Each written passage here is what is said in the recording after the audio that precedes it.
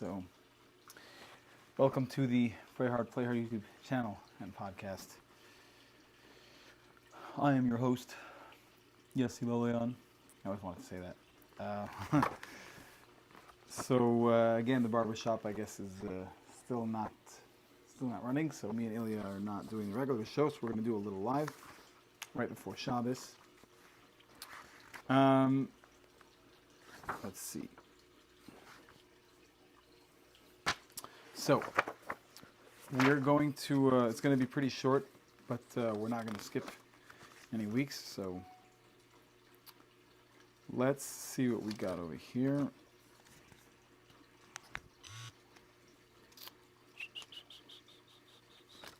Ooh, okay, here. So, Parshas Behar. Right, Behar-Bechukosai. So, the Yosifun, Yosifun or Josephus is a historian, and it said about him that we can't take things le'inyan halacha for halachic finality. We can't trust him because Yosifun, he was he wrote his history based on under the instruction of Titus. May his name be blotted out.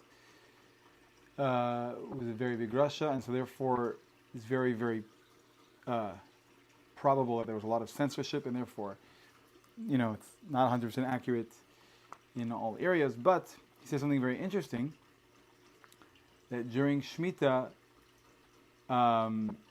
Alexander, during the years of Shemitah where the Jews where the Yidden didn't work on the fields, Alexander didn't charge the Yidden a tax, because they didn't make any money. And I found that, I never heard that before, and I found that to be mind-blowing. He was, very, very just with the Yidden, very fair. When he knew they didn't make any money, so then, they didn't have any earnings, so he didn't charge them tax. That's incredible. Now, the Mara HaGadol said something very interesting, that I also said that in Yom Kippur, I have a little helper over here today, my niece. So she's helping me out. So if you see me glance to the side, I'm communicating with her.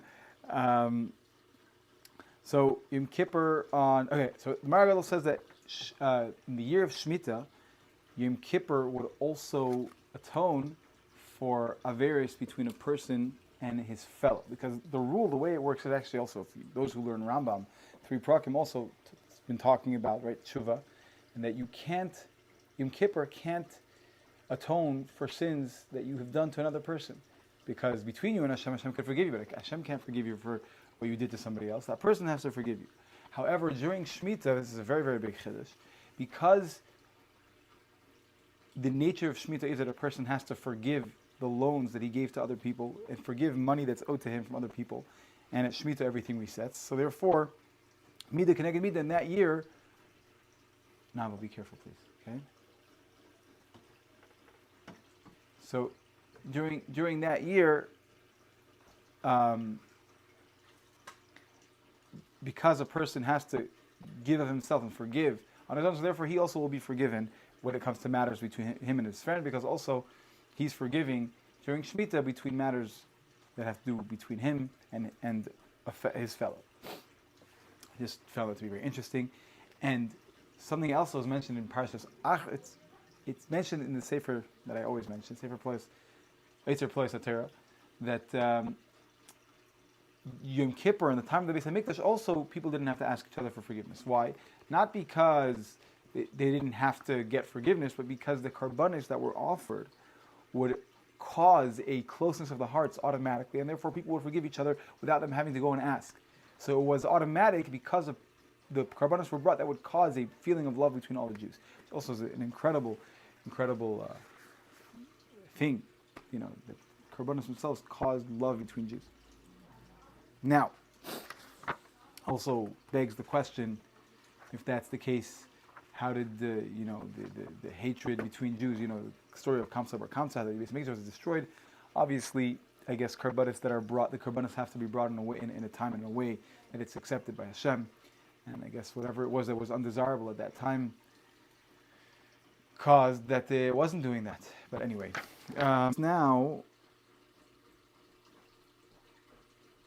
and he says, the Chassam Sofer brings this, that's why we see that only Rabbi Elazar ben Azariah was the one who said that you have to go and ask forgiveness from your friend. Why? Because he lived in the time when the Beis Hamikdash was destroyed. And once the Beis Hamikdash was destroyed, the karbanos wouldn't accomplish that. Anyway, so